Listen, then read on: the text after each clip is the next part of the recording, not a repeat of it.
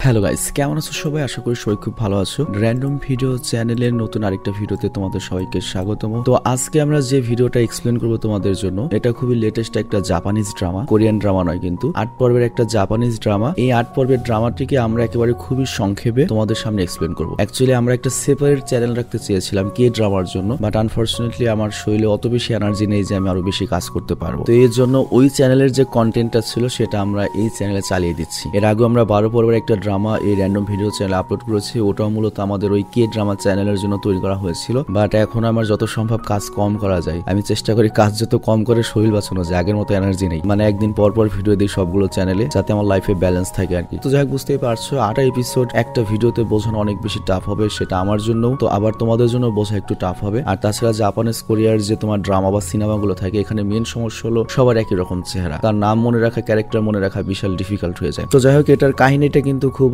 Interesting এবং খুব unique. কাহিনীটা আমি আগে স্পয়েল না করি সরাসরি মূল ভিডিওতে যাই, তাহলে বুঝতে পারবে। তবে এই ড্রামা সম্পর্কে সংক্ষেপে যদি বলি, এই ড্রামাটির নাম হচ্ছে বার্ন দ্য হাউস ডাউন, আর এই ড্রামার ফার্স্ট সিজন এটা, এবং এটার IMDb রেট হচ্ছে 10/7 অলমোস্ট। তো এবার চলো আমরা মূল ভিডিওতে যাই। তো এই সিজন যখন শুরু হয়, আমাদের একটা পারফেক্ট পরিবারকে দেখানো হয়, যাদের পুরো টাউন অনেক সুনাম ছিল, মোটামুটি ধনাঢ্য পরিবার আর কি। আর সেই পরিবারের বড় মেয়ে, যার নাম হচ্ছে আনসু, ও অনেক দায়িত্বশীল ছিল এবং সে তার মা সাতসুগির সকল কাজে সাহায্য করত। তো এমনিতে ওরা ধনী পরিবার ছিল, তবে তারপরেও সাতসুকি মানে ওদের ফ্যামিলির যে মা, সে তার মেয়েকে যে ধনী হলে উড়ং ফরং করে উড়বে এরকম কিছু নয়, সবকিছু শিখাচ্ছিল। আর তাছাড়া এমনিতেও তোমরা জানো যে জাপানিজ কালচার কিন্তু অনেক বেশি নম্র ভদ্র, বাস্তবেই তাই। মানে ওদের দেশে শয়তানও বেশি, ভালো মানুষ অনেক বেশি। তো যাই হোক, একদিন সাতসুকি তার মেয়ের স্কুলে প্যারেন্ট টিচার্স মিটিং এ যায়, আর সেখানে তার পরিচয় হয় মাকিগো নামের একটা মহিলার সাথে। তো এখানে লক্ষ্য, মাকিগো কিন্তু দরিদ্র ছিল এবং তার কিন্তু হাজবেন্ড ছিল না, সে একটা সিঙ্গেল মাদার ছিল। আর সে সাতসুকির সাজসজ্জা, ড্রেস অফ সেন্স এবং কথাবার্তা সবকিছু দেখে অনেক ইমপ্রেস হয়ে যায়। আমার সাতসুকি খুব ইমপ্রেস হয়ে যায় মাকিকোর উপর, কারণ সে একজন সিঙ্গেল মাদার হিসেবে তার দুটো ছেলেকে একাই লালন পালন করছে। তো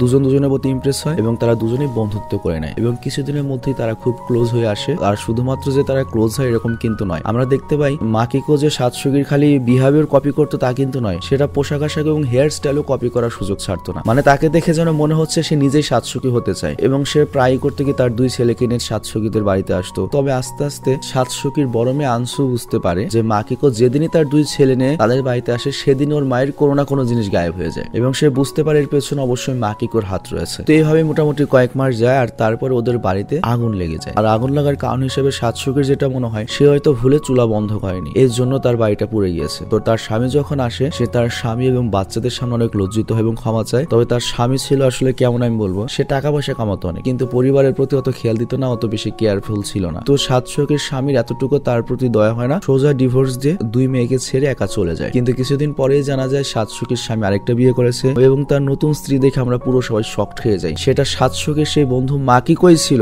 আর এই ঘটনার পরে আনসুর মনে পড়ে যেদিন ওদের বাড়িতে আগুন লেগেছিল, সেদিন মাকিকোও সেখানে ছিল, এবং ওর টেনশন হওয়ার বদলে উল্টো ওই আগুন লাগা দেখে খুশি হয়েছিল। তো ওর পুরো সন্দেহ যে মাকিকোরই হাত রয়েছে এই বাড়িতে আগুন ধরানোর, যাতে ওর মায়ের সুনাম নষ্ট হয়, ওর বাবা ওকে ডিভোর্স দেয় এবং ওর মায়ের জায়গা মাকিকো দখল করে নেবে। তো বুঝতেই পারছো প্লটটা কিন্তু অলরেডি তৈরি হয়ে গেছে। আর এদিকে আমরা দেখতে পাই মাকিকোর জীবন কিন্তু এখন সেই জীবনে চলে এসেছে যে জীবনটা চাইতো। সে তার ছেলেদের নিয়ে এখন সাতসুকির জায়গায় সাতসুকির স্বামী নিয়ে শান্তিতে বসবাস করছে। আর এরপর দৃশ্য চলে আসে 13 বছর পরে, যেখানে আমরা দেখতে পাই আনসু এবং তার ছোট বোন ইউজি দুজনই বড় হয়ে গিয়েছে, কিন্তু আনসু আজও সেই রাত ভুলতে পারেনি যেদিন তাদের বাড়ি পড়ে গিয়েছিল, আর এই কারণে তাদের জীবন একদম বদলে গিয়েছিল। তো এর জন্য সে একটা প্ল্যান বানায় যে কিভাবে মাকিকোর ঘরে যাবে এবং সেখানে হাউসকিপার হয়ে, হাউসমেড হয়ে তারপর গোয়েন্দাগিরি করবে এবং আসল তথ্য বের করবে এবং নিজের মাকে নির্দোষ প্রমাণ করবে। তো যাই হোক, যেই কথা সেই কাজ, আনসু করে কি একটা নকল সার্টিফিকেট বানায় এবং তার নাম রাখা হচ্ছে শিজুকা, আর তারপর যাই হচ্ছে জব ইন্টারভিউ দিতে। তো এখানে উল্লেখ্য আনসু এত বড় হয়ে গিয়েছে যে ওকে দেখে মাকিকো একদমই চিনতে পারে না এবং ট্রায়াল হিসেবে একদিনের কাজে রেখে দেয়। এখানে উল্লেখ্য মাকিকো যেটা করেছে, সে কিন্তু অনেক বড় একটা ইনস্টাগ্রাম সেলিব্রিটি হয়ে গিয়েছে, মানে ওর আগে থেকেই সব জিনিসটা অনেক পছন্দ ছিল, আর তারপর বড় লোক জামাই পেয়েছে, বুঝতেই পারছো। আর তাছাড়া সে সোশ্যাল ওয়ার্কার, সমাজে গিয়ে অনেক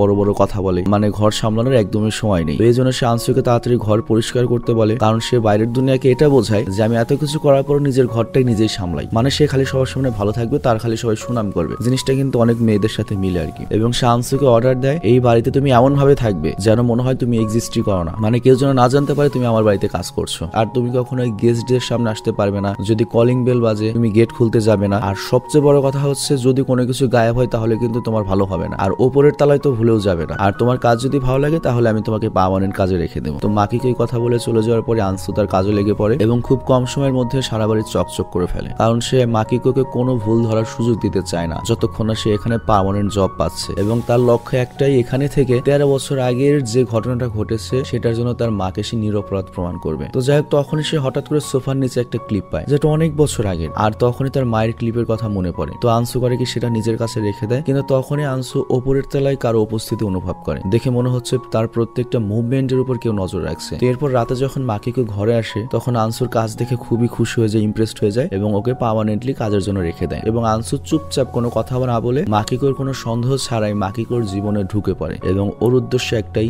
মাকিকোর কাছ থেকে সেই সবকিছু ফিরিয়ে নেবে যেটা তার মায়ের অধিকার ছিল। তো ঘরে গিয়ে আনসু তার বোনকে সেই ক্লিপটা দেখায় যেটা তার মায়ের ছিল। তো এর কারণে ওদের দুজনের সন্দেহ আরো বেড়ে যায়, কারণ এই ক্লিপটা অনেক রেয়ার ছিল এবং এটা শুধুমাত্র ওদের মায়ের কাছে ছিল, মানে হাতে বানানো একটা ক্লিপ ছিল। আর অতীতেও কিন্তু মাকিকো যখন ওদের বাড়িতে আসতো তখনই একটা না একটা জিনিস গায়েব হয়ে যেত। তো ওদের সন্দেহ পুরোপুরি বিশ্বাসে পরিণত হয়ে যায় যে অ্যাকচুয়ালি আমার মাকে ট্রিক করে মাকিকো তার জায়গা নিয়েছে এবং প্রতিশোধের আগুন বেড়ে দ্বিগুণ হয়ে যায়। আর অন্যদিকে আমরা সাতসুকিকে দেখি, সে ওই ঘটনার পর থেকে মানসিকভাবে অনেক অসুস্থ হয়ে গিয়েছে, যেখানে তাকে একটা মেন্টাল হসপিটালে রাখা হয়েছে। আর এদিকে আমরা দেখি আনসুকো প্রতিদিনই মাকিকোর বাড়িতে কাজে যাওয়া শুরু করে দেয়, আর এখন সে শুধুমাত্র ঘর পরিষ্কারই করে না বরং রান্না বাড়ার কাজও করে। তো যাই হোক, মাকিকো রেগুলারলি কাজে আসে। তো একদিন পুরো বাড়ি যখন ফাঁকা ছিল, আনসুকো করে কি উপরের তলায় যে যেতে না করেছে সেখানে গিয়ে কিছু প্রমাণ খোঁজার চেষ্টা করে। আর তখনও একটা রহস্যজনক রুম দেখতে পায়, আর ওটার ভেতরে যাওয়ার পরে ও প্রত্যেকটা জিনিস অগোছালো দেখতে পায়। তো যখন সেই জায়গাটা বোঝার চেষ্টা করছে তখনই ওই রুমের মালিক চলে আসে, যাকে দেখে আনসুকে ভয় পেয়ে যায় এবং তার কাছে ক্ষমা চাইতে থাকে। কিন্তু তারপর ওই ছেলেটা করে কি ওর হাতের ডানা ধরে রুম থেকে বের করে দেয়। আর কাজ শেষ হওয়ার পরে আনসু তার বেস্ট ফ্রেন্ড কিউরিয়ার সাথে দেখা করে, আর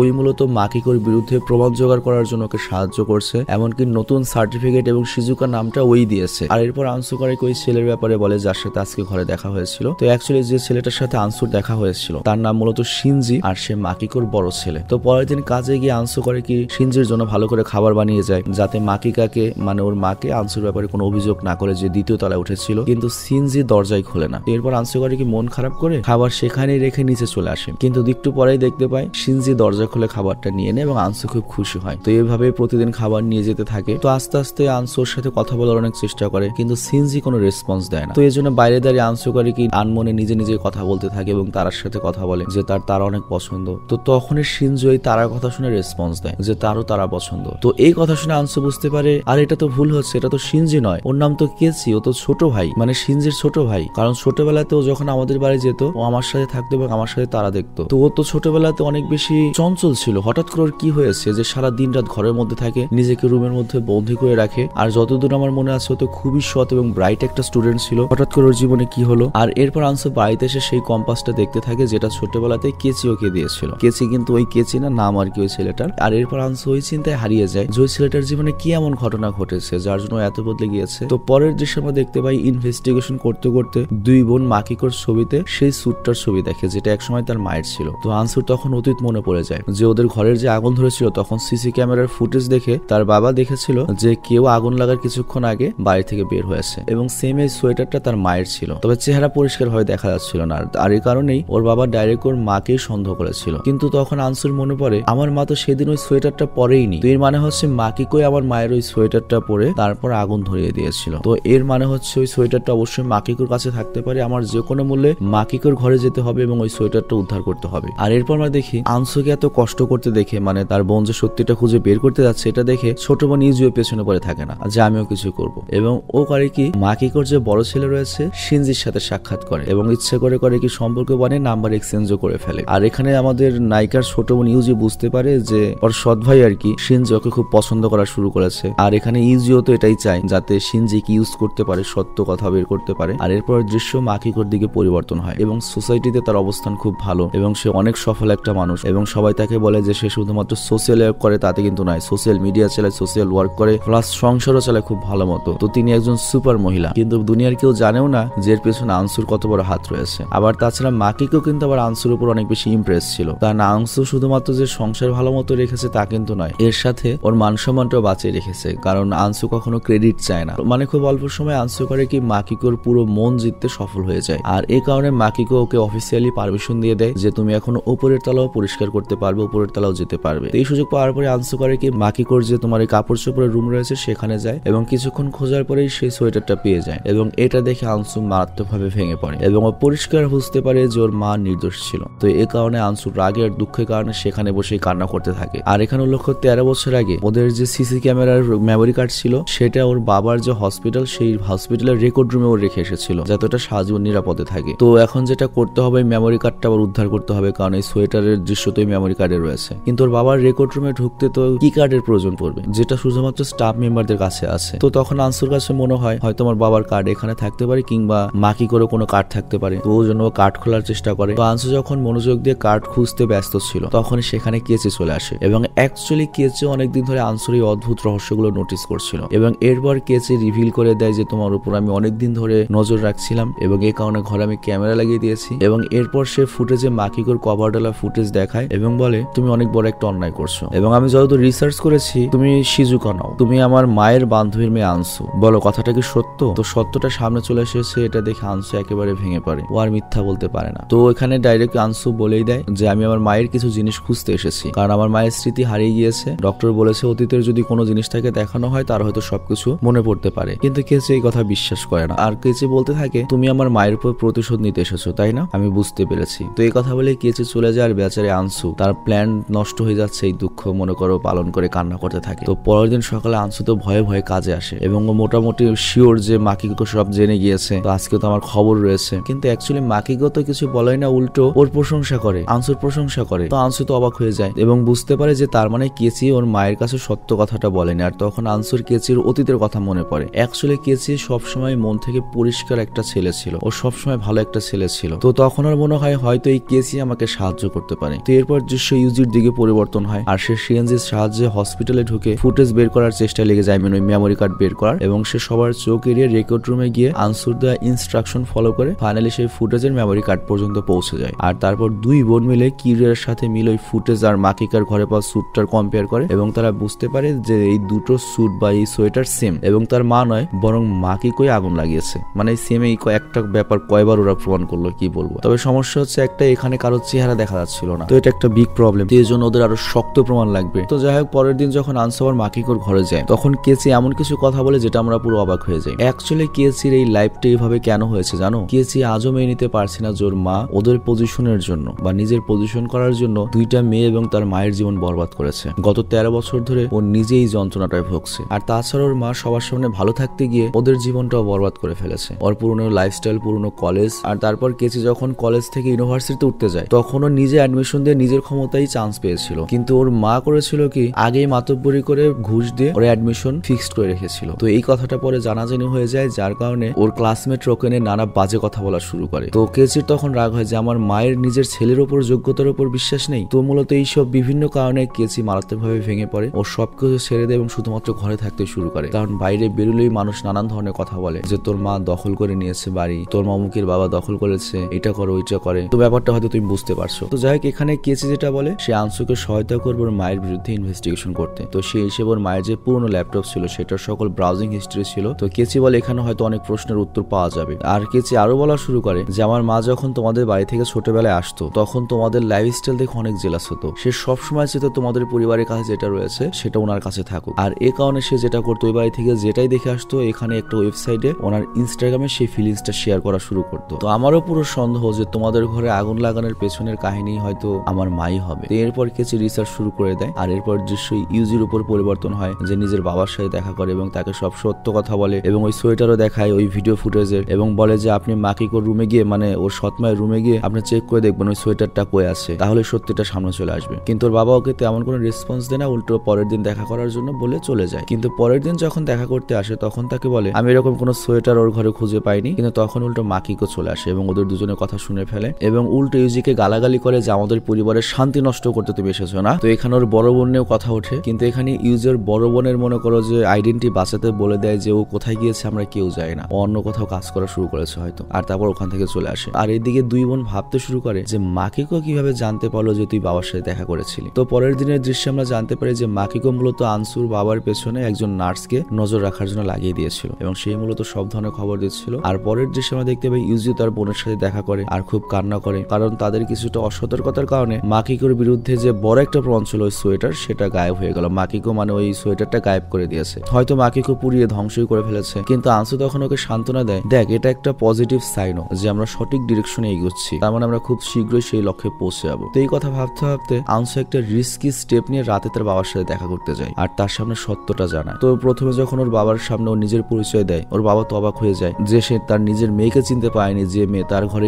চাকর হিসেবে রয়েছে। আর তারপর আনসু করে ওই সোয়েটারের ছবিটা দেখায়, সত্য জানানোর চেষ্টা করে, কিন্তু ওর বাবা বিশ্বাস করে না। তো এই কারণে আনসু অনেক ডিসহার্ট হয় এবং বলে আপনি সেই বাবা যে তার মেয়ের চেয়ে তার স্ত্রীর চেয়ে ওই মহিলার কথা বেশি বিশ্বাস করেন আর একটা বাইরের মহিলার প্রেমে ডুবে আছেন। এবং এর সাথে আনসু এটাও বুঝতে পারে যে ওর বাবার সাথে কথা বলার কলা গাছের সাথে কথা বলে একই রকম, মানে তাবিজ করার মতো একটা সিস্টেম রয়েছে। আর এটাও বুঝতে পারে যে ওর বাবা নিজেও মনে করে একটা নাম করা ডাক্তার, সে সমাজে এমন ভাবে জড়িয়ে গিয়েছে যে তারও রেপুটেশনের ভয় রয়েছে। এই কারণে সে নিজেই পুলিশ ইনভেস্টিগেশনে আর কোনো চেষ্টা করেনি এবং তার মায়ের উপর ডাইরেক্ট দোষটা চাপিয়ে দিয়েছে। তো এই জন্য আনসুর মনে হচ্ছে সে তার বাবাকে অনেক কড়া করার কথা শোনাবে, কিন্তু বাড়তি কোনো কথা হওয়ার আগে সেখানে ওই নার্সটা চলে আসে। আর এই নার্সকেই কিন্তু মাকিকো আনসুর বাবার উপর নজর রাখতে দিয়েছিল। তো এখানে নার্স এসে একটা ভয়েস রেকর্ডার হাতে নেয় এবং সে বলে যে তোমাদের কথা সব এখানে রেকর্ড হয়ে গিয়েছে, আমি জেনে গিয়েছি তোমরা বাবা মেয়ে। তবে এখানেও একটা অবিশ্বাস্য ঘটনা ঘটে, সে উল্টো মাকিকোর পক্ষে না গিয়ে উল্টো আনসুকে সাহায্য করার সিদ্ধান্ত নেয়, কারণ তার কাছে মনে হয় যে ওদের পরিবারের সাথে যেটা হয়েছে অনেক অন্যায় একটা কিছু হয়েছে। তো এই জন্য নার্সও আমাদের আনসুর পক্ষে চলে আসে এবং ওর বাবাও বলে ঠিক আছে আমি চুপ থাকবো। তো এখানে ব্যাপারটা ওদের নিজেদের মধ্যেই থাকে। আর ওদিকে আমরা দেখি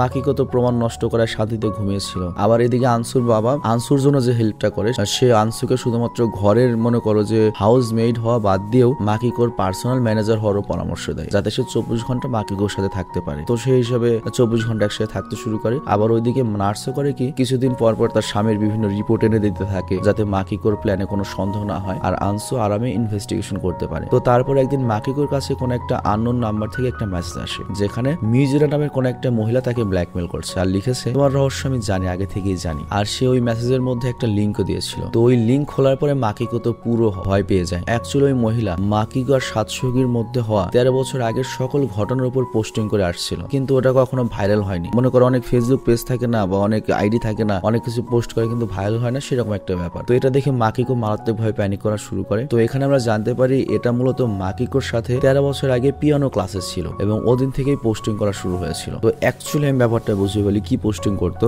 মাকিকো যখন সাতসঙ্গীর ঘরে যেত তখনই কোনো না কিছু একটা চুরি করে আনতো, এবং যেমন ধরো ডায়মন্ড রিং, সেটা চুরি করে এনে সোশ্যাল মিডিয়াতে পোস্ট করতো এবং সেই পোস্টে অনেক কমেন্ট আসতো। তার অ্যাটেনশন পাওয়ার জন্য মাকিকার লোভ দিন দিন আরো বেড়ে যায় এবং চুরি তো অভ্যাস হয়ে যায়। তবে সেই সবকিছু সেই মহিলার কাছে আবার শেয়ার করতো। তো এরপর থেকেই সে কখনো কোনো পোশাক বা কোনো না কোনো কিছু আনা শুরু করে। আর ওই মহিলাও করতো কি সেই পোস্ট গুলোকে শেয়ার করতো বা রিপোস্ট করতো, কিন্তু তখন মাকিকোর এই পেজটা বা ইনস্টাগ্রাম অ্যাকাউন্টটা এত বেশি হিট ছিল না বা অ্যাকাউন্টটাই সেম ছিল না। আর এখানে আরেকটা বিষয় লক্ষ্য, মাকিকো ওই পেজটা চালাতো বা ওই আইডিটা চালাতো হচ্ছে ফেক একটা নাম দিয়ে। সে ডাইরেক্ট এইভাবেই লিখতো যে আমার বন্ধুর কাছ থেকে অমুকটা চুরি করে নিয়ে আসলাম, তমুকটা চুরি করে নিয়ে আসলাম, মানে ওর আইডেন্টি কেউ জানতো না ওই সময়, বা ওইটা একটা ফেক আইডি ছিল। কিন্তু ওই সময় সে এই জন্য এটা করতো যাতে সবাই ওর দিকে অ্যাটেনশন দেয় এবং মানুষজন চমৎকার কমেন্ট করতো যে তুমি তো খুব চমৎকার, তোমার বান্ধবীর বাড়ি থেকে চুরি করে নিয়ে আসো, মানে এরকম একটা ব্যাপার আর কি। বিষয়টা আমি অত ভালো মতো বুঝতে পারিনি, তবে এরকমই কিছু আর কি। তো হতে পারে ওই ফেক আইডিটার আইডি পাসওয়ার্ড হয়তো এখন আর মাকিকোর কাছে নেই, কিন্তু ও যে ওই সময় পোস্ট করতো সেই প্রমাণগুলো আছে। তো মাকিকো যখন এটা দেখে ও তো টেনশনে পড়ে যায় এবং ওর আমাদের আনসুর ছোট বোন ইউজির উপর সন্দেহ করা শুরু হয় এবং ওকে জোর করে বাড়িতে নিয়ে আসে, যেখানে ওর সুনাম নষ্ট করার দোষের উপর চাপিয়ে দেয়। কিন্তু ইউজি এখানে চুপ থাকতে পারে না, সে শিনজির সামনেই ওর মাকে কথা শুনিয়ে দেয় এবং ওর চাইল্ডহুড মেমোরিজ বলতে থাকে যে আগুন লাগার দিন তোমার মাকে আমাদের বাড়ি থেকে বের হতে দেখেছিলাম। আর প্রমাণস্বরূপ মাকিকোর সোশ্যাল মিডিয়ার পোস্ট দেখানোর চেষ্টা করে, কিন্তু অ্যাকচুয়ালি মাকিকোর যে ফেক আইডি যেটা ছিল, যেটা থেকে সে চুরি করে টেরানে পোস্ট করতো, সেটা সে আগেই ডিলিট করে দিয়েছে। মানে ওরা যদি চলে ডায়াডেলে, মাকিকো চলে হচ্ছে পাতায় পাতায়। তো এর জন্য ইউজি কিছুই খুঁজে পাবে না। তো মাকিকো উল্টো চ্যালেঞ্জ করতে থাকে, তুমি যদি প্রমাণ করতে পারো যাও, আমি আজই বাড়ি ছেড়ে চলে যাবো। ইউজি এখানে প্রমাণ করতে পারে না, লজ্জিত হয়ে যায়। কিন্তু ততক্ষণে সেখানে আনসু চলে আসে, যাকে মাকিকো মূলত মিউজিনার সাথে দেখা করতে পাঠিয়েছিল, যাতে ওর কাছে যদি কোনো স্ক্রিনশট মিনশট থাকে সেগুলো কোনোভাবে লোপাট করা যায়। কিন্তু আনসুর এই সময় মূলত এখানে আসার উদ্দেশ্য এটাই ছিল যে তার বোনকে নির্দোষ প্রমাণ করা এবং বাকি সবাইকে দেখাতে পারে যে মাকিকো এই পোস্টের কারণে কতখানি প্যানিক হয়েছিল। তো সে এসে বলে যে এই কাজটা মিউজিনার ছিল না, কারণ তার সাথে দেখা করে জানতে পেরেছে যে মাকিকোর নামও সে ভুলে গিয়েছে, সে নিজে অনেক কষ্টে জীবন কাটাচ্ছে, তার নিজের প্রতি কোনো খেয়ালই নেই। তার মানে হচ্ছে মিউজিয়ানে অন্য কেউ মাকিকোকে ভয় দেখানোর চেষ্টা করছে। মানে এখানে আমাদের আনসু হয়তো নতুন একটা গেম খেলছে। মানে বিষয়টা আমি বুঝিয়ে বলি, মাকিকো যে ফেক আইডি দিয়ে পোস্ট করতো সেটা আসলে মিউজিয়ার নামে কেউ ওকে মেসেজ করেনি, এটা অন্য থার্ড কোনো পার্সন করেছে। তো এই তথ্যটাই আনসু এসে দিল, যার ফলে যেটা হবে মাকিকোর টেনশন আরো বেড়ে যাবে যে থার্ড পার্সনটা তাহলে কে। তো এরপর আমরা আনসুর কাছ থেকে জানতে পারি যে এই সবকিছু মূলত ওদেরই প্ল্যান ছিল। মিউজিয়ার নাম ব্যবহার করে মূলত ওরাই পোস্ট করেছিল এবং ওরাই ফেক অ্যাকাউন্ট মানে মাকিকোকে মেসেজ করেছিল, প্যানিক করে দিয়েছিল এবং ওদের এই প্ল্যান কাজও করেছিল। গিয়েছিল। আর এরপর আনসুকারিকে একটা ছবি দেখায় যেটা ওরা ওই মিউজিনার ওই শেয়ার করা অ্যাকাউন্ট থেকে পেয়েছিল। তো ওই ছবিতে মাকিকোকে সেম ওই সোয়েটার পরে দেখা যায়, যে সোয়েটারটা ফুটেজে দেখা গিয়েছিল। তো এটা দেখে মাকিকো আর নিজের মিথ্যা লুকাতে পারে না, কারণ সত্যটা সামনে চলে আসছে। আর তখন আনসু তার সত্যিটা বলে দেয় যে আমিও তোমার চাকর না, আমিও শিজুকা নই, আর আমি সাতসুকির মেয়ে। তো ব্যাপারটা হয়েছে কি, মাকিকোকে প্রথমে ওরা মনে করো নার্ভাস বানিয়েছে, প্যানিকে পাঠিয়েছে, তারপর ওই সেম প্রমাণ দিয়ে কিন্তু মাকিকোকে ভয় দেখিয়ে দিয়েছে। তো মাকিকো সবার সামনে ভয় পেয়ে যায়, লজ্জিত হয়ে যায়, কিন্তু স্বীকার করার বদলে ওখান থেকে পালিয়ে যাওয়ার চেষ্টা করে। কিন্তু আনসু ওকে কোথাও লুকাতে দেয় না, এবং শেষে কেচি সামনে সে তার মাকে বোঝায় যে গেম শেষ হয়ে গিয়েছে, এখন তোমার সত্যিটা কবুল করা উচিত। তো আনসু তখন মাকিকোকে ডিমান্ড করে তুমি আমার মায়ের কাছে ক্ষমা চাইবে, কারণ আমার মা গত 13 বছর ধরে ওই গিলটি নিয়ে বেঁচে রয়েছে। কিন্তু তারপরে মাকিকো পুরোপুরি হার মেনে নেয় না, সে তার ওই ফেম,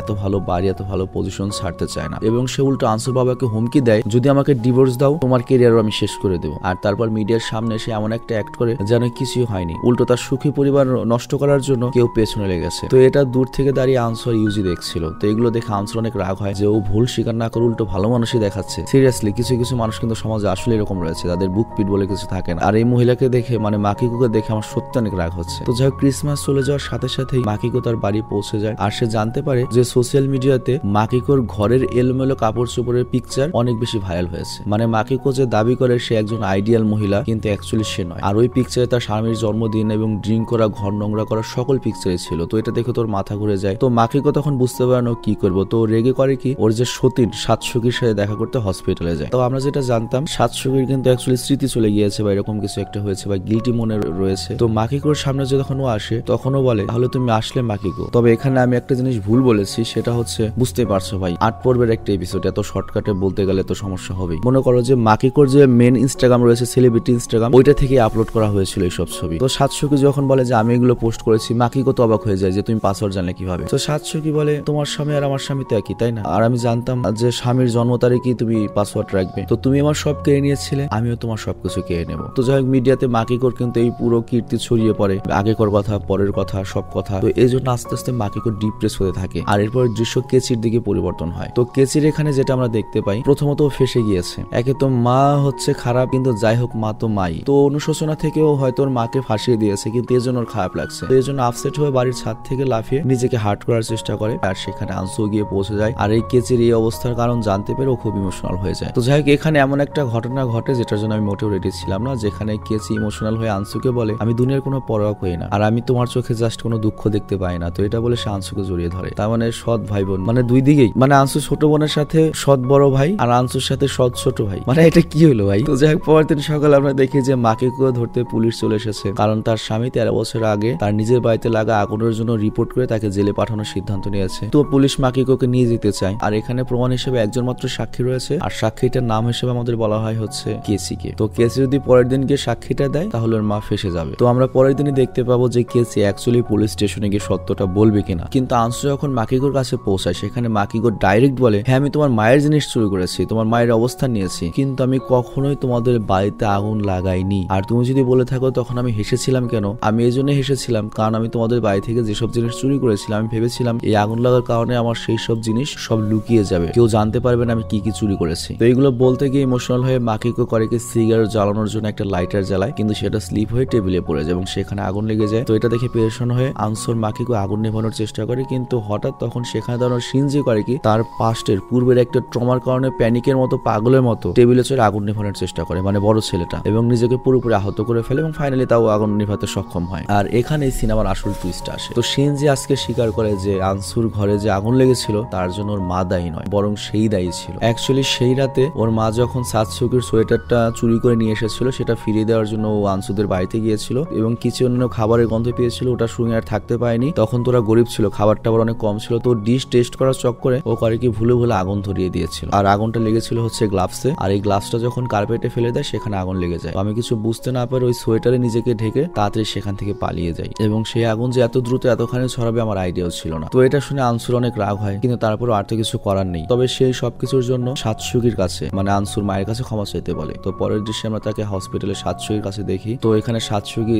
সিনজিকে ক্ষমা করে দেয়, কিন্তু সে বলে যে এটা আমার সবসময় মনে থাকবে। তবে তার মানে এই নয় যে আমি প্রতিশোধ নেব, কিন্তু আমি ভুলতে পারবো না কারণ আমার সারাটা জীবন বদলে গিয়েছিল ওই ঘটনায়। তো যাই হোক, কেচি এখানে তার বড় ভাই সিনজিকে অনেক বেশি বাহবা দেয় যে ফাইনালি তুমি একটা ভালো কাজ করেছো, এবং পুলিশও মনে করো ওকে নিয়ে যায়। আর তারপর মাকিকো আর কেচি যখন পুলিশ স্টেশন থেকে থেকে বের হয় তখন আনসু করে কি কেচিকে ভালোবাসার কথা জানিয়ে এবং তার সাথে যেতে বলে এবং তার কাছে মনে হয় কেচি আর আনসু এক অন্যের অনেক ভালো পার্টনার হবে এবং তারা মিলে এক অন্যের উইকনেস শেষ করে দিয়ে সামনের জীবনকে এগিয়ে নিতে পারবে। কিন্তু এখানে মাকিকো না করে, তবে তারপরেও কেচি করে কি মায়ের সাথে না গিয়ে আনসুর সাথে চলে যায়। তো কিছুদিন পরে আমাদের জানানো হয় যে মাকিকো ওকে ডিভোর্স দিয়ে দিয়েছে আনসুর মা, এবং আবার মনে করো সাতসুকির কাছে চলে গিয়েছে। তবে অ্যাকচুয়ালি সাতসুকি সুন্দরী বেশি, আগের বোটাই সুন্দরী বেশি মাকি করছে। তবে এখানে মাকিকো এখনো কিন্তু এই ডিভোর্সের কথাটা বাইরে আনেনি, এখনো সে করো কি আনসুর বাবার নাম ব্যবহার করে সে আগের চেয়ে বেশি পপুলার হয়ে গেছে। মানে সত্যি কথা, যাদের লজ্জা নেই, ব্রেন নাই, মানুষের কথায় কিছু যায় আসে না, তারাই জীবনে ভাইরাল হয় সিরিয়াসলি। তো সে আবারও ভাইরাল হয়ে গিয়েছে, মানে তাকে নিয়ে এত কন্ট্রোভার্সি এত কিছু, তারপরে মনে করো ভাইরাল ফেসে আছে। আর এদিকে আমরা দেখি শিনজি তার শাস্তি শেষ করে আনসুর বাবার কাছে যায় এবং ওই হসপিটালে কাজ করার জন্য রিকোয়েস্ট করতে থাকে, যেটা সে রাজিও হয়ে যায়, যাতে সে ইউজিকে একটা ভালো জীবন দিতে পারে, মানে সৎ বোনকে আর কি, কারণ তারা দুজনে এক অন্যকে ভালোবাসে। তো যাই হোক, ইউজিও এখন ভালো চাকরি করা শুরু করেছে, সাতসুকিও ঠিক হয়ে বাড়ি চলে এসেছে, তেমন ওদের জীবন আবার আগের মতো হয়ে গিয়েছে। আর এদিকে কেচি স্কলারশিপ পেয়েছে, তো পড়াশোনা করার জন্য সে যাবে হচ্ছে আমেরিকা, এয়ারপোর্টে চলে এসেছে। আর আনসু কিরিয়ার সাথে স্কুলে কাজ করছে, উপযুক্ত সময়ে তারা বিয়ে করবে। তো এখানে এই সিজনটা শেষ হয়ে যায়। মানে সিরিয়াসলি জাপানে এখানে কি দেখালো যে সৎ ভাই বোন নায়ক নায়ক হয়ে গেল, মানে এটা কিছু হইলো। তবে এটা আসলে ডাইরেক্ট জোড়া সৎ ভাই বোন ওরকমও না, কারণ ওই দুইটা ছেলে তো আগে থেকেই ছিল, জাস্ট ওর মাই খালি সৎ মা, তবে ভাইগুলো মেন বাপের কাছ থেকে আসেনি। তবে তারপরেও আমাদের দৃষ্টিতে এটা খুবই অন্য ধরনের একটা ব্যাপার লাগছে, কিন্তু জাপানের সমাজ ব্যবস্থা কি ওটা তো আমাদের আইডিয়া নেই। তো যাই হোক, আমি বিদায় নিচ্ছি, তোমরা ভালো থেকো, সুস্থ থেকো। আমি খুবই দুঃখিত যে তোমাদের এতখানি টাইম ওয়েস্ট করার জন্য। আসলে এই যে এই সিনেমাটা সিলেক্ট করেছে, খুব ভালো একটা সিনেমা সিলেক্ট করতে পারিনি। আমার এক্সপ্লেন করতে অনেক কষ্ট হয়েছে, বোঝাতেও কষ্ট হয়েছে, তোমাদেরও বুঝতে কষ্ট হয়েছে। তো আমি রিকোয়েস্ট করবো যারা সিনেমাগুলো সিলেক্ট করেন র্যান্ডম গ্রুপের জন্য, একটু ভালো সিনেমা সিলেক্ট করবেন। থাম্বনেল দেখে, ট্রেইলার দেখে সিলেক্ট না করে দয়া করে ভালো মতো দেখবেন, আনা চলে কিনা তারপর আনবেন, বিনীত অনুরোধ রইল।